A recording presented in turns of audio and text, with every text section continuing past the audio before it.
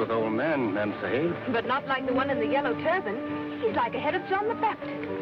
The Mem Sahib refers to the storyteller? Are these silent monsters at peace with us?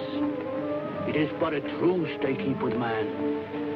But I, who have seen the tusk stained red with blood, I could tell you a tale of the silent ones. For a few coppers? Yeah, for a bowl of rice. What would you do with my image, Mem Sahib? I would keep it for a memory of India. Verily, you would have all India in your picture. Nay, you would have the book of the jungle to read in my eyes.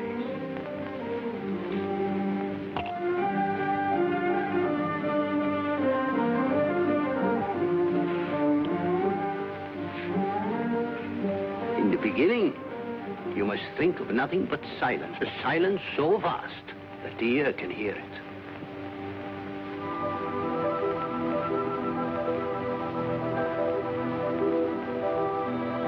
Great trees like the pillars of the temple, with ferns like green carpets underneath. While above, under the dome of heaven will live the winged ones. The wind moves restlessly whistling across the roof of the world.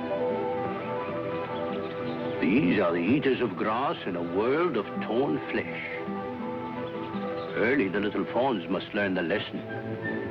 Feet that make no noise, eyes that see in the dark, ears that hear the leopard leaving his lair.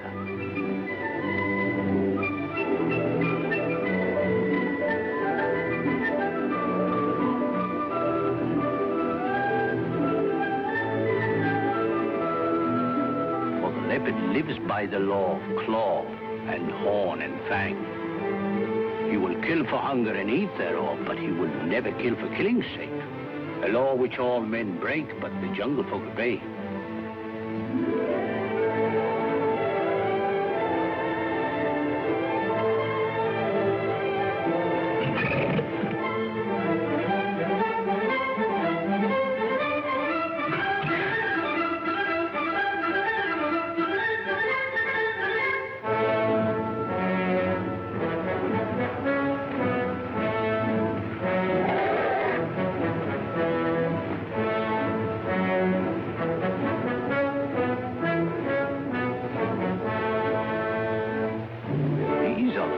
Of the jungle, the tribe of Harpy, the silent ones. They go their way, eaters of grass in a world of carnage.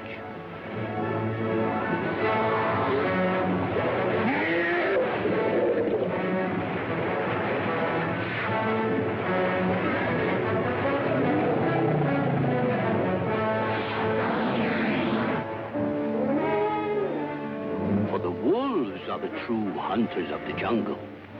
And like huntsmen, they stick to their clan, with a strict regard for hunting calls and tribal law. Free companions of the woods, they may fight and quarrel among themselves until the strongest of them wins the leadership of the clan.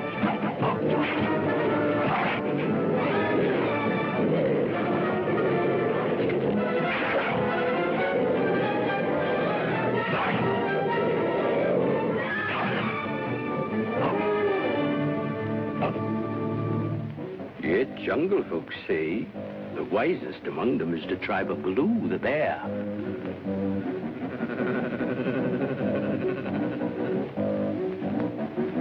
He is a teacher of the jungle law. Yet there is one who knows no law.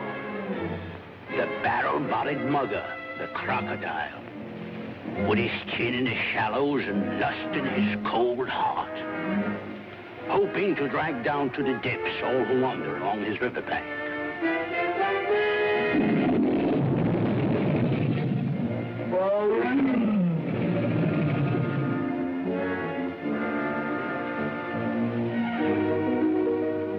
And in the legends of the jungle, there is a black prince, shrewdest of the lords of claw, horn, and fang, as bold as a buffalo, as reckless as a wounded elephant, with a voice as soft as wild honey dripping from a tree. unbridled, unmastered, unafraid. Bagheera, the Black Panther. And now, behold the villain of my tale. The killer, the man-eater, the assassin who first brought murder to the jungle clans. Shere Khan, the tiger. Said that in his first kill, when he was kin to some poor Abel of the glades, when he ran from the scene of his crime, the trees and creepers whipped him with their branches and striped his yellow hide with the mark of Cain.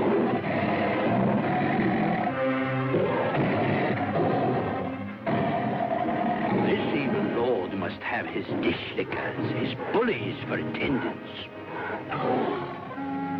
The Barky, the jackal, and the hyena, hungry for the scraps of the murderous master's feast. But my tale is not alone of outcasts and heroes.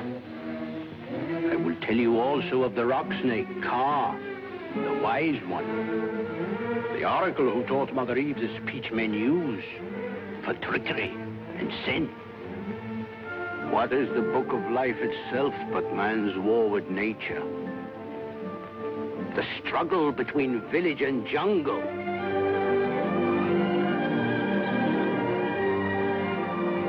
Under the mantle of wild creepers and great trees, many a ruined city lies forgotten in the pages of time. Yea, where 1,000 war chariots proclaim the might of a great king before whom all men bowed their heads. Nothing remains but a trellis for wild figs to sun upon.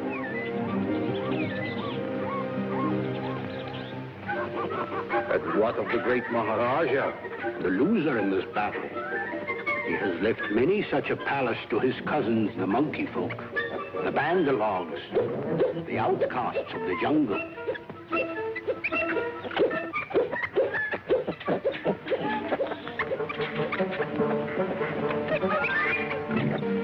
You must picture me as I was, my lords. Buldeo, the mighty hunter. It was a long time ago, and very far away, on a summer's evening in the Seonee Hills.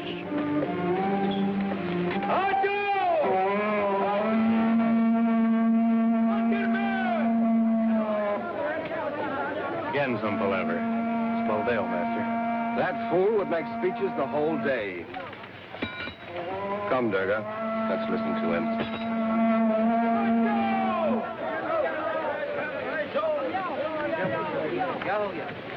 You cannot build your houses just anywhere. We have to plan out our village. Someday there will be a mighty city here. A mighty city with marble houses. The temple shall be there, facing the marketplace. That's where I wanted the bean patch. No, that's for the marketplace, as Buldeo says. And the barber shop will face the temple. I shall find some place for the bean patches anyway. Outside your mighty city. Go, Durga. Take the child and the old man to the cart. Abdu? Come, grandfather. Did you hear that? We're going to have a marketplace and a temple in a mighty city. Aye, we'll have all that if we can beat the jungle. But have you in your 100 years seen man win a war with nature? Sit here, grandfather.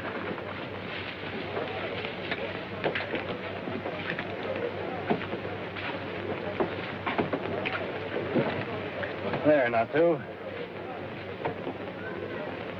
Now.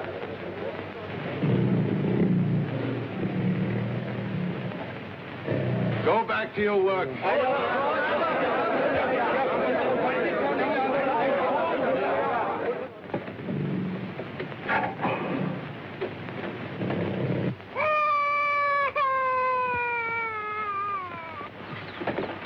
Natu?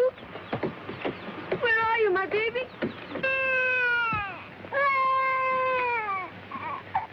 No! Look! Our little Natu, he has wandered Oh, don't worry, Messua. The child couldn't go far. I'll look for him right away. Durga, you search in there. Natu! Natu!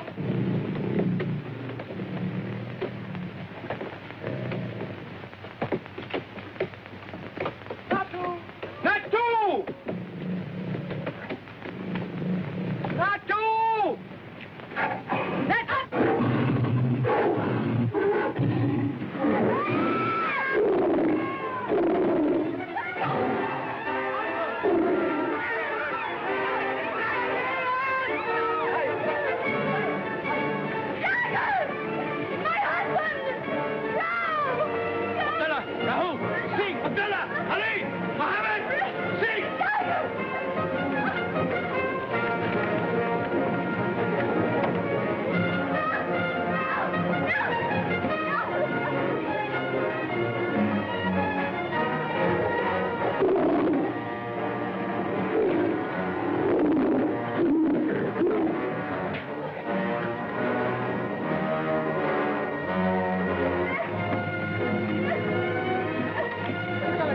Poor master.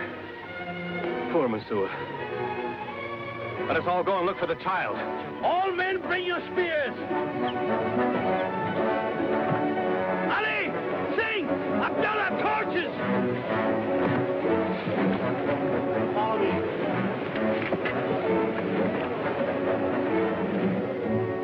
Natu!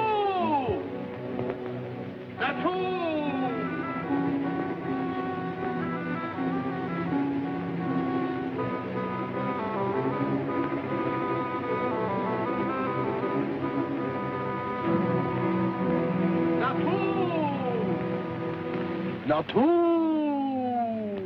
Poor little thing. Poor little Natu. And that poor mother. Poor mother. Is it every woman who can have a wolf nurse her baby for her? Do you believe that, Subadar? Oh, yes, Ma'am Sahib. And His Excellency, your father, has many records of wolf children from the Indian hills. It is true. True. In the beginning, was it not written that the she-wolves loved the children of man? Were not the wolves the foster parents of many a child in India? Little, naked and bold, the man's cub entered the wolf's cave.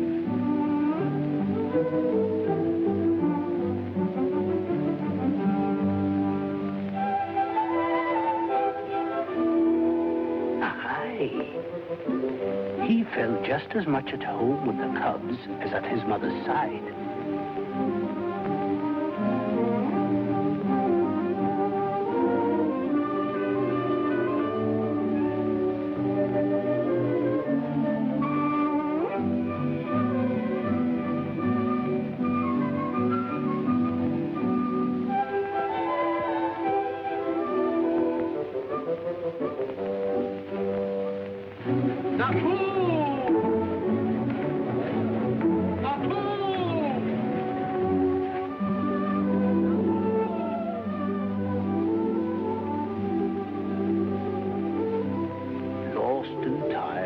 Asleep among his brothers of the jungle.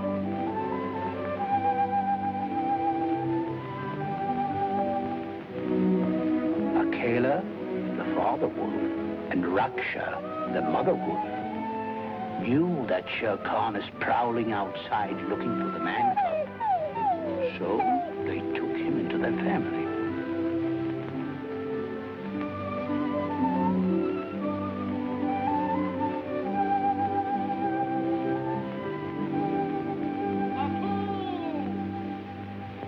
He grew up with the cubs. They called him Mowgli, the little frog. Father Wolf taught him his business until every rustle in the grass meant just as much to him as to his brothers, the wolf cubs. All the lords of the jungle became his friends. He had only one enemy, Shere Khan, the tiger. Did Mowgli live to hunt Shere Khan? Did he live? Oh, but had I known then what I know now. 12 years had passed. Shere Khan was on the trail of the wolf boy.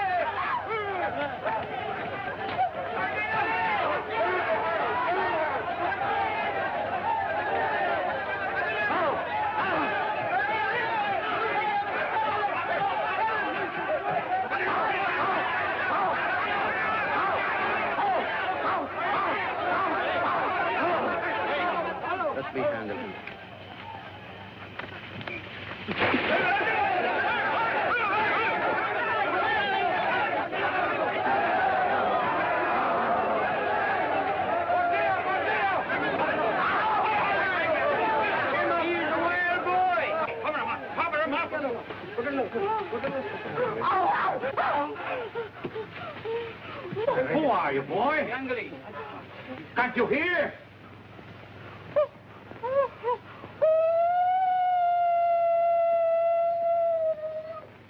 Give me a torch, Give me that torch. This boy has never seen fire before.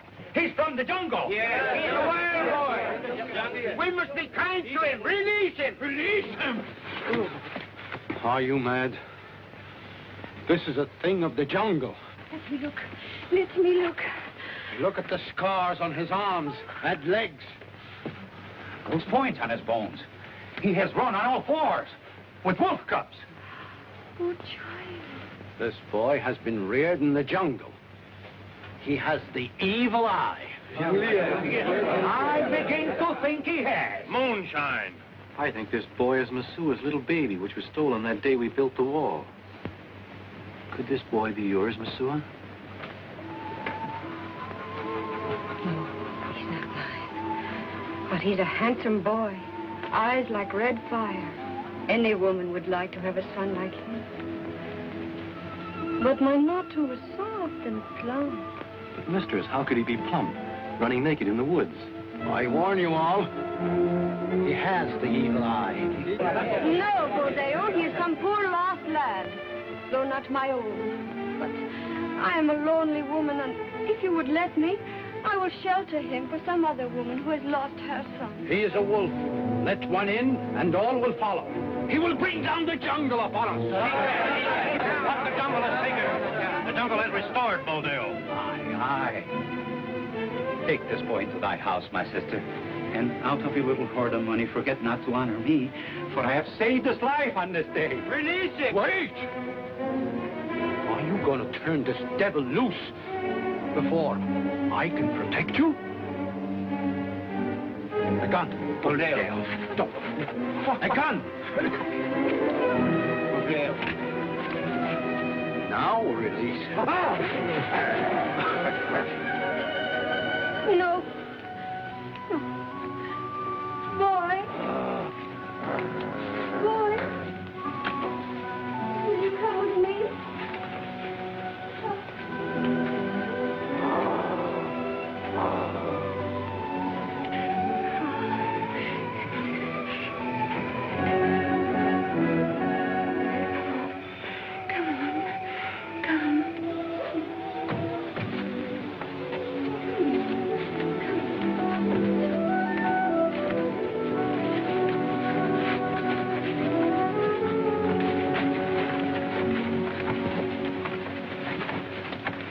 Down upon our heads, even before the temple, we have called the curse of the beast.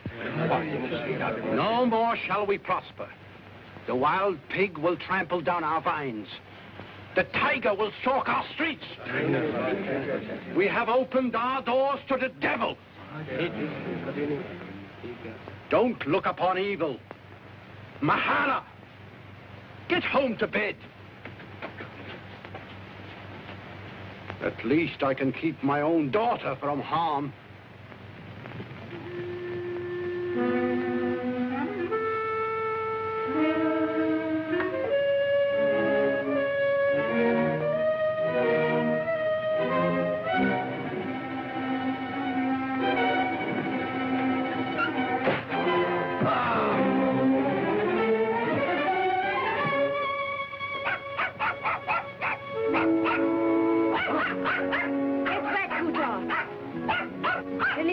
One who has come to live with us?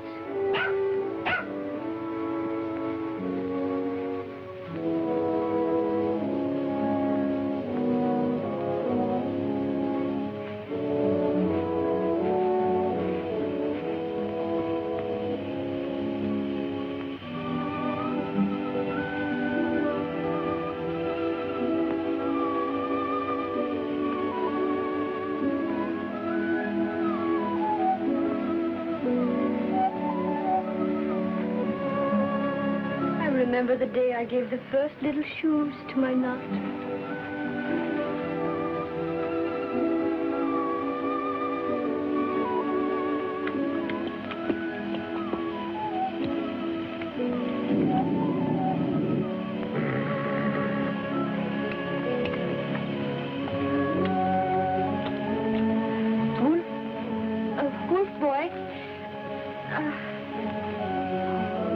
think I've never worn shoes? No, you are not my son. But you look very much like my son, Natu. Natu calls me mother.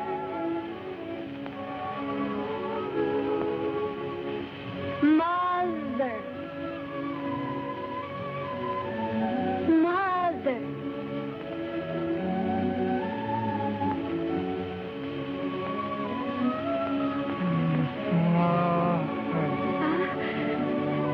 And what did the wolves call you?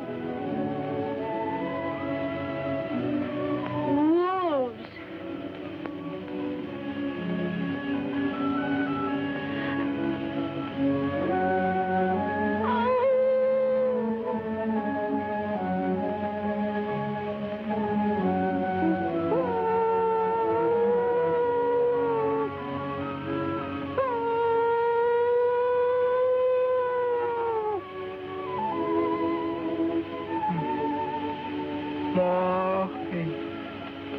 Mowgli?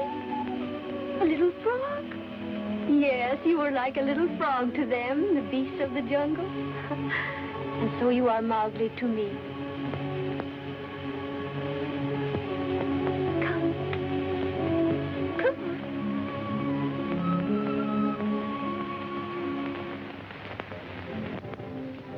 For months and months after that night, Mowgli was busy learning the ways, language, and customs of men.